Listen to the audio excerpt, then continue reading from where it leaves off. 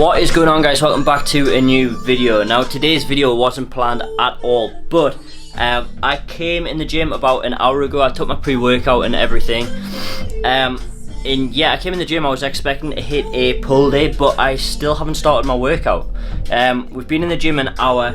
As you guys know, I train in a home gym pretty much all of the time. I mean, more so now than ever, but the last couple of weeks I've been training down at a different gym with one of my mates once a week, or maybe it's like twice a week, but most of the time I train out of my home gym, which is where we are now. And I just wanted to make a little video because a lot of people buy gym equipment for the house and they never use it. So this is a little video just to kind of, if you guys are thinking about starting a home gym or you have a home gym, here's a couple of little tips and kind of tricks or things that I would put into use before buying a home gym or whilst you have it, just to kind of maintain it and keep things going good. So without further ado, we're going to jump into this video with the first tip being flooring. So if you guys haven't already started a home gym, I would definitely invest in some good home gym flooring. So I'm going to switch lenses, show you guys the flooring that I have in my home gym, because personally I would recommend it. It's great for pretty much everything, like deadlifting. I've had no issues. I've had no issues with pretty much everything. So I'm going to show you guys the flooring, let you know where to get it from, and then catch up with you then.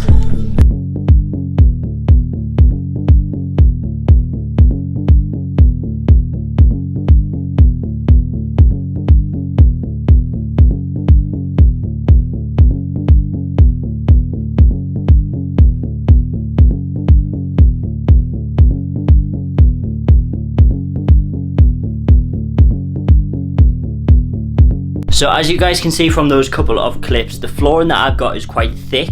That is a good thing.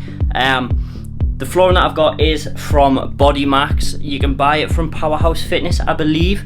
But the flooring is 40mm thick, so the benefit of it being so thick is that it kind of dampens any impact. So say you're deadlifting, say you're dropping weights about on the floor, the 40mm thick flooring is going to pretty much protect the flooring underneath. So underneath this gym flooring is a concrete floor.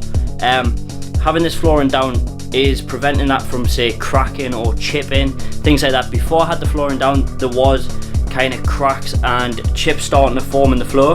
So I thought, right, stop fucking around, get some proper flooring down. Another thing that the flooring has done is it's kind of, all of the sounds and noises are 10 times like quieter when it comes to dropping weights and things like that, because something's absorbing that kind of energy, you know what I mean? So if you drop something on concrete, it makes a hell of a noise, especially when it's like a 200 kilogram deadlift. So having this flooring is very beneficial in the fact that it does protect the original flooring, and it protects your weights, because you don't want to drop your weight and like crack a weight, because they're expensive, they're not cheap. So that is the first tip, get good flooring. The second tip is going to be, make it your own. So it's your home gym, kind of make it, do something with it that means that you're going to enjoy being there. So for me, for example, I have the wall of motivation over here. It's a load of pictures, a load of quotes that kind of make me happy. Over here we've got the work harder on the wall. I've got my kind of little spin on things over here. I've got this little 200 rep challenge counter from when I was doing a lot of 200 rep challenges. Yeah, kind of make it your own, whatever you're into. Put some pictures up on the walls, kind of just make it your own space. You've got to be in here like at least, say, 3 times a week, so make it a place that you enjoy being. Have things in here that make you happy, and you're more likely to train well. You're more likely to come in the gym more often, say on a day that's supposed to be a rest day. You're more likely to come in the gym and just do some abs or do some cardio. So that is the second tip, make it your own place.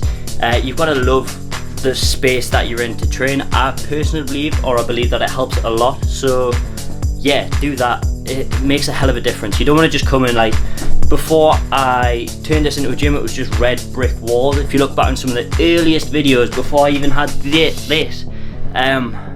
it was just like bare walls, and it felt like I was in a garage. But now I do kind of feel as though I'm in my own gym. So that is the second tip, and that is quite important, that one. The third tip is going to be to do with equipment. So as you can see behind me, I have this lovely squat rack with cables and everything on it. I didn't start with this by any means, like whatsoever. I started with, in fact I've just sold what I actually did start with, but I started with some plastic dumbbells, like a straight bar that I got. In fact, I got them second hand.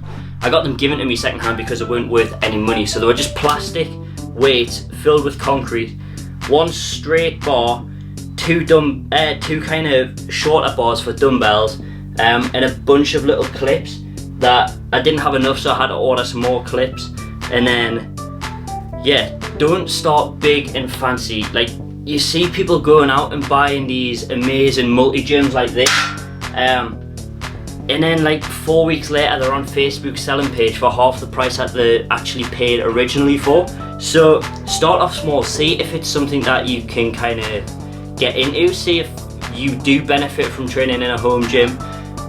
It doesn't work for hundreds of people. That's why you see so many multi-gyms on eBay for sale. Or if you go to like a scrapyard, there's always dumbbells, there's always bikes, things like that just lying there, because it doesn't always work for people. People buy them with good intentions and they sit around in a room for like 10 years and it never gets touched. So start off really small, start off on Facebook selling page, go on there, see if you can find like some cheap dumbbells, see if you can find a cheap barbell.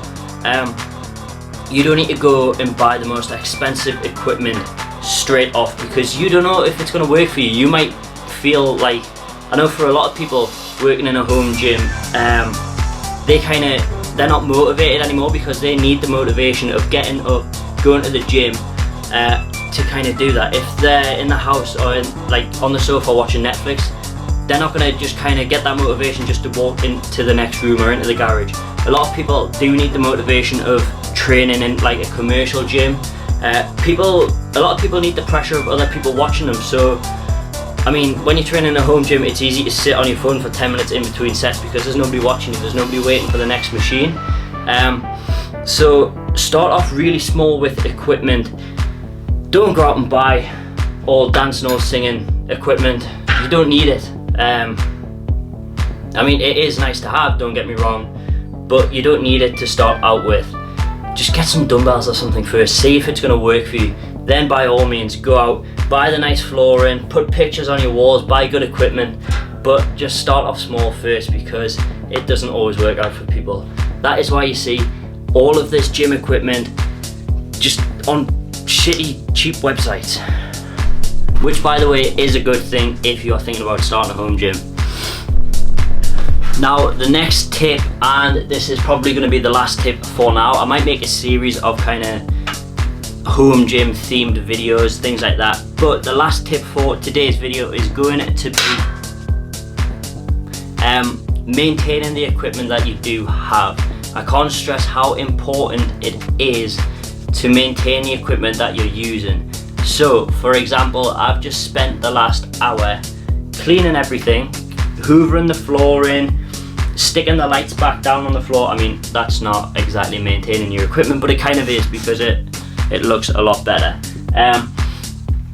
But yeah, just maintain everything that you've got. I've just spent, like I said, I've just spent the time cleaning the floor, doing things like that, but also greasing up all of the moving parts on here. So for example, if you have a cable machine, where is it gone? Typical. It's probably right in front of my eyes. But if you have a cable machine, WD-40 is your best friend. All of these cables, where are they? All of these cables and things, they all have little wheels on like this. make sure that you grease them, because if you don't grease them, the friction kind of over time it wears away the plastic on the cable, and that plastic coating kind of, it makes sure that everything flows properly, because if that plastic wears away and you're down to cable, the machine's not going to be smooth at all. You need to maintain everything that you've got. Oiling cables, cleaning bars. This one, they're both getting a little bit rusty again, I need to clean them, but making sure that you're cleaning the grip, keeps the grip nice, stops your hands getting covered in rust, especially if you're training in like an outdoor garage like my home gym is. There's going to be a lot of moisture in the air. That's really pissing me off. There's going to be a lot of moisture in the air, so things will rust. So keeping on top of things like rust is important. I feel like a hypocrite because I'm looking at everything and everything looks rusty at the minute, but yeah, just when you're lifting weights and you're sweating and the weights are rusty, the rust kind of rubs off on your hands and it stains your hands orange, and it's not nice at all. Plus, if you get anyone in the gym to train with you or you're training somebody else, hygiene is important. Make sure your benches are wiped down, make sure the cardio equipment's wiped down. When it's you, it's not necessarily a big deal, but you still want to keep a good hygiene in a gym. There is a reason that commercial gyms have cleaning protocols and things like that. Make sure you you follow them in your own gym, because just keeping things clean is so important. It if they're not clean, they kind of clog up and things like that, and it affects the performance of the machine. So maintenance is key. Personalizing things is very important. Don't start out with the expensive equipment. See what you can find on Facebook selling page, eBay, things like that. Start off cheap, simple, buy what you need. Don't just buy things for the sake of buying it. Don't buy it because it looks cool. If you're not going to use it, don't buy it. Keep things simple, and you can't go wrong.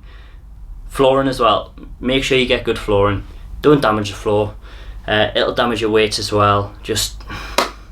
They are my top 5, I believe.